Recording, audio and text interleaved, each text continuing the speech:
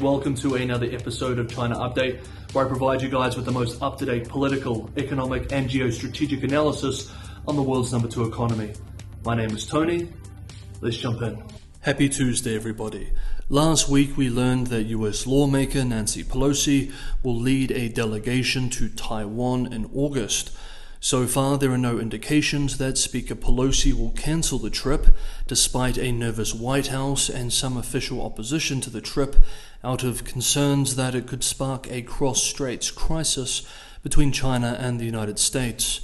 China has strongly warned the US against Pelosi's trip in private, and publicly, state media hasn't tried too much to veil its threats. Jake Sullivan, President Biden's national security advisor, has told US media that he and some others in the administration oppose the Pelosi trip due to the risk of escalating tensions. Quote, "This is not an issue of standing with Taiwan. The issue really is that there is substantial concern across the region that this will be seen by many as provocative and will cause China to respond in potentially unpredictable ways." End quote.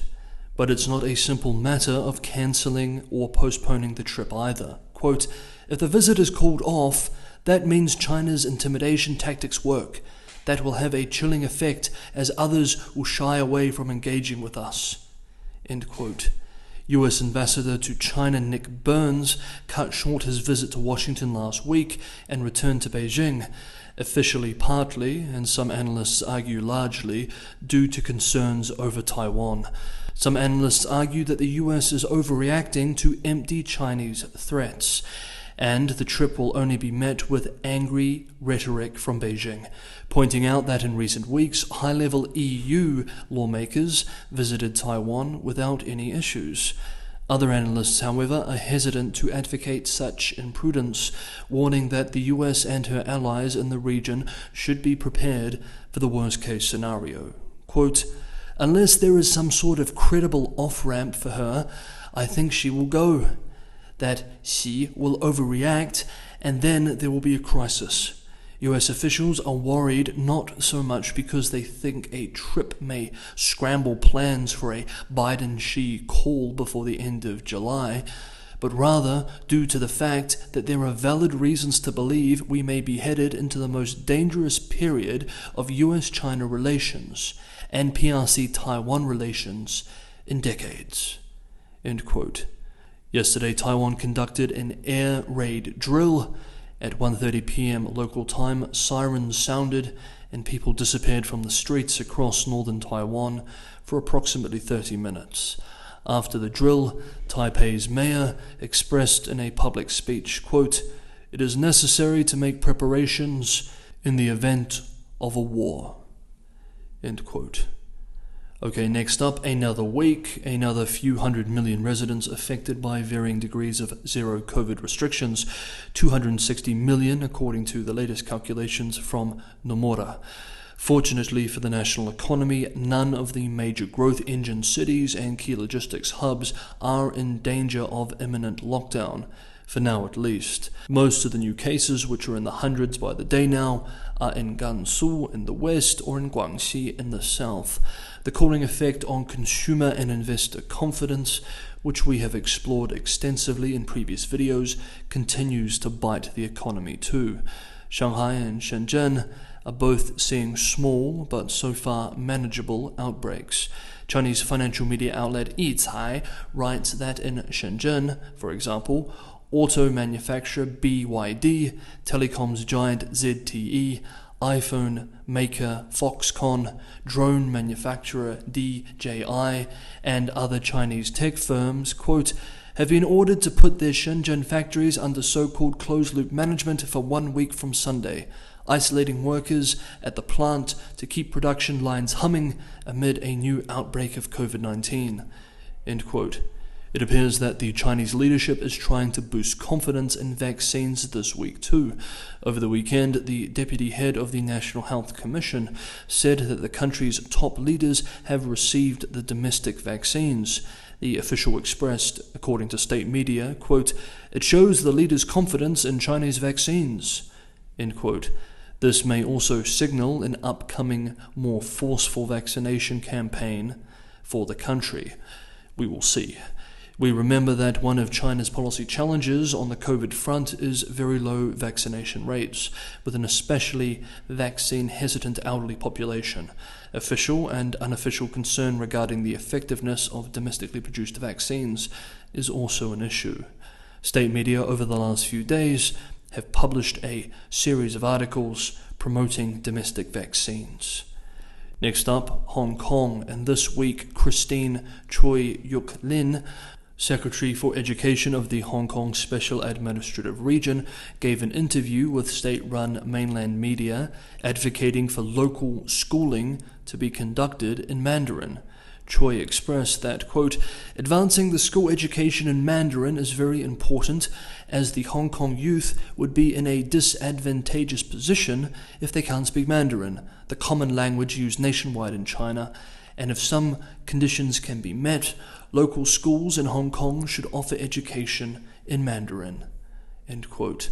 Also this week, on the subject of education, at a Legislative Council panel, quote, set up to discuss ways to promote national security education, end quote, several lawmakers called for the education system to, quote, help increase patriotism by boosting the participation of Hong Kong school children in memorial days designed to honor the country's resistance to the Japanese invasion, end quote. The so-called national security education is also being rolled out to university students.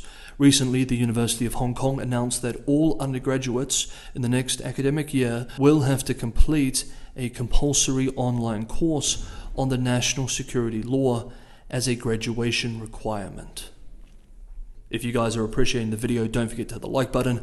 And for anyone who wants to go the extra mile and help keep China Update sustainable, if you like what I'm trying to do with these videos and you want to help me keep doing them every day, Patreon and Buy Me a Coffee links are in the description below. Thank you so much, everybody, for the ongoing support. Okay, the housing crisis. After months of trying to achieve a painful but manageable deleveraging of the housing sector while ensuring price stability, regulators have accepted that the industry is so distressed that it needs to be bailed out. It appears that the mortgage boycotts from homebuyers, which reportedly frightened regulators due to the risks of wider financial crisis, finally pushed leadership to support an expensive bailout.